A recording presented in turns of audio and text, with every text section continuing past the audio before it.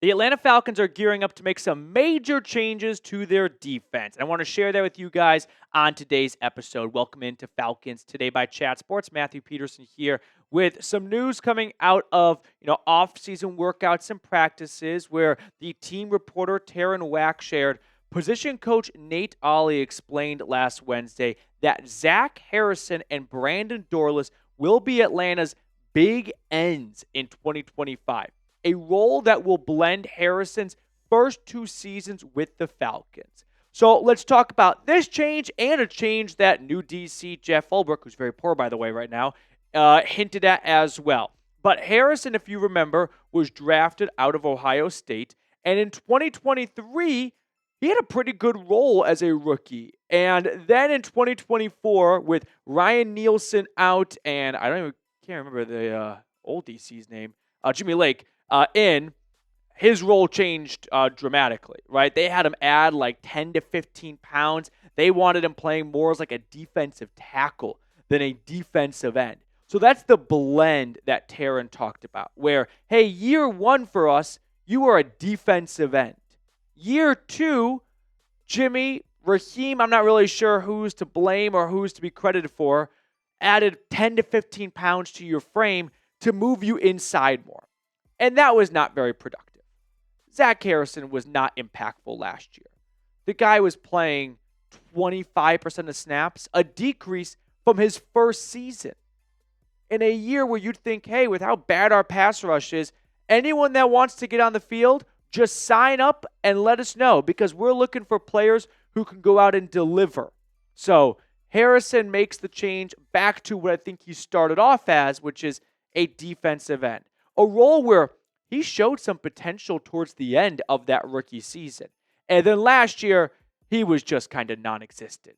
You know what I mean? Look at the tackles, down. Tackles for loss, down. Sacks, down. Games up. So a change coming for Harrison, and I'm excited for this to get him back to where I think he played better ball at his rookie season in 2023. And then there's Brandon Dorlus, the other side of the equation here, a 4th-round pick out of Oregon last year. We hardly saw him in 2024. I think the number of snaps he played is I want to say less than 20. I think the number is 18. Someone can fact check me. So he was a non-fact. He was non-existent, right? And that's all right. Like day 3 rookies, they don't always have a big role their first year. It doesn't mean they are doomed or something, right? I don't think we should make our complete conclusion of them and their future with the team based on what a 4th-rounder did in his rookie season.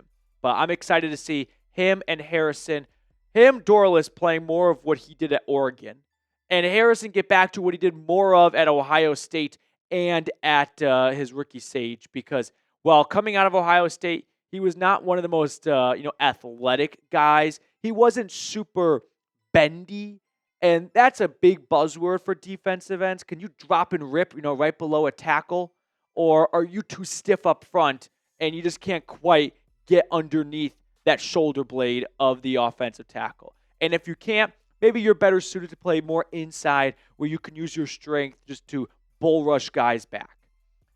It was not a good move for Harrison. So I'm glad to see this change be made for him because I don't want to give up on a 3rd-round draft pick already. And then for Dorlus, just excited to see him play at all outside of the preseason, because there was an opportunity for him to take a step forward in year 2. So the question I have for you guys is, will the Falcons have a player with 10 or more sacks? Has not been done since Vic Beasley a decade ago. Does that change this year? I'm going to be optimistic and say yes, but I really don't believe it in my heart. But I'm going to at least try and speak it into existence. So yeah, give me Leonard Floyd 10 sacks on the dot. I think he's the best man for that possibility. Now, on top of this change for Zach Harrison, I want to share a little bit of a change, and it's not little, it could be pretty big altogether, that Jeff Ulbrich, who's very poor by the way, could be making for this defense as a whole and not just one individual. I wonder if he, over the next few years, is just going to randomly request $100 from Jax on Venmo. He's like, you're going to pay me back one way or another, and I'm just going to keep Venmo requesting you until I feel like I'm no longer, mad. But before we look at this change, quick shout out to our friends over at Factor. Make this your best season yet with nutritious 2-minute meals from Factor. Eating well has never been this easy. Just heat up and enjoy, giving you more time to do what you want. Get outside instead of prepping and cooking indoors. Factor meals arrive fresh and ready to eat, perfect for any lifestyle. With 45 weekly menu options, you can pick gourmet meals that fit your goals. Choose from Calorie Smart, Protein Plus, Keto, and more. Now, if you're trying to shed some lbs, I think this is a great way you can accomplish that goal. They've got some good veggies. I love a good salmon. Last night, I just had salmon and broccoli. So power to me, and hope you can hop aboard with me. Get started at factormeals.com/FalconsChat50off and use code FalconsChat50off to get 50% off plus free shipping on your first box.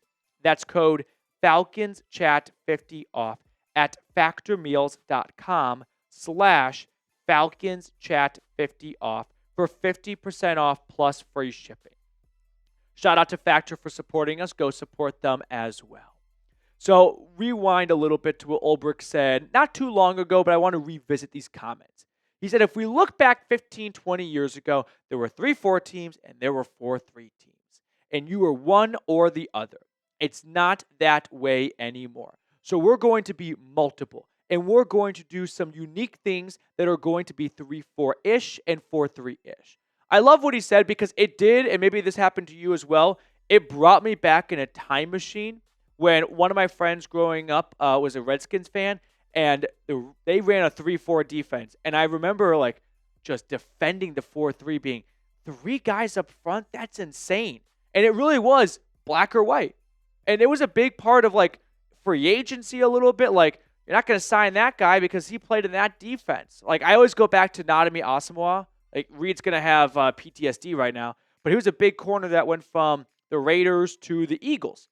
And he was awesome with the Raiders, and he sucked with the Eagles. And a lot of people point to the schematic change that underwent, right? I think he went from a man to a zone or a zone to a man. I don't remember. But he sucked with the Eagles because it was a different defense. And it was zone with the Eagles. Oh, zone with the Raiders and man with the Eagles. So that's not the day and age we live in anymore, though. Sure, you're still going to have teams that lean one way over another, like the Lions last year with Aaron Glenn. He just wants to put the fear of God into people. So he went heavy man. Whereas Raheem Morris with the Rams and with the Falcons, he wouldn't say put the fear of God, but he played more zone, right? That was more of a tactical decision. But we still see a lot of crossover this day and age because offenses continue to evolve and get more creative and throw more personnel packs out there. So as teams get more creative with their receiver sets and things like that and splits, you got to match that creativity on defense. So let's say the Atlanta Falcons, or if you're wondering, what does that look like? Can you just paint the picture for me, Petey, and shut the fuck up? Yes. Here's what a 3-4 defense I think would look like. I think Morgan Fox, David Onyemata, and Rook Arororo are going to be your 3 down linemen. And then coming off the edge, which is something we've seen the Falcons do the last couple of years, would be Leonard Floyd, and I'm going to put Jalen Walker at that spot. That spot is up for grabs. I mean, both of them are, but I think Leonard Floyd's going to be a starter for this team. I think Walker is going to be a starter at outside linebacker. And maybe we see James Pierce or Arnold Ebiketie, push for one of those 2 starting outside linebacker gigs. So you won't have to twist my arm to swap one of those names out. You could swap Fox out for Harrison. But that's what I think this would give you a rough idea of what a 3-4 defense would look like. Now, if it's a 4-3 defense, I think we see Leonard Floyd go back to being a defensive end. He did that a little bit with Chicago. He's done that with the 49ers. So he's got versatility from being, in a 2-point stance versus a 3-point stance. I think Onyemata and Rook start on the interior. And James Pierce, I think, would be better suited to be a defensive end in a 3-point stance, putting his hand in the ground, than Jalen Walker or Arnold Ebiketie. Pierce did that far more often at Tennessee. So that is a role I could see for him, where depending on the offensive package and whatnot, if you want to deploy a 4-3 look, those are 4 good names. If you want to go with a 3-4 look, we can go back to what that looks like. And you can get creative, right? In this 3-4 look for a moment, you can put Walker at inside linebacker, have him blitz in between Onyemata and Fox, and put Pierce at outside linebacker, right? And you can have Caden Ellis then be more of a spy in the middle of the field. So there are some versatile pieces for Ulbrich to use on this defense right now. And a big reason why he's got this ability to, be flexible is look at the additions Atlanta has made, the notable ones on defense. The common theme I see right here is speed. Walker, Pierce, Diablo, fast guys. Floyd was just we need a pass rusher in free agency. You're from Georgia. How about you wrap it up at home? Fox is an athletic guy on the inside. Watts, I think, was just someone they viewed as too good of a player to be available that late in round 3.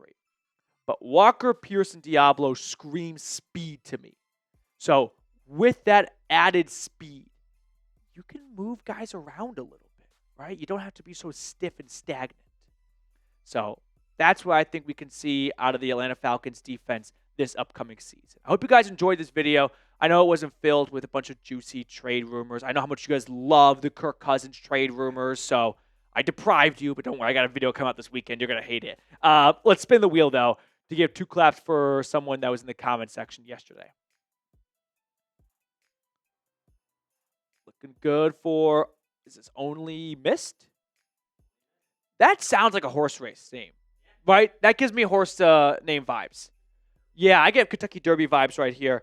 I will say on that topic, 100% of my picks for horse races are name and odds. If I see great name with medium odds, I'm in.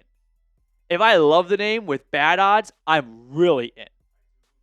Yeah, 2 hoof claps indeed. 1, 2. Thank you so much for tuning in. We'll see everyone next time.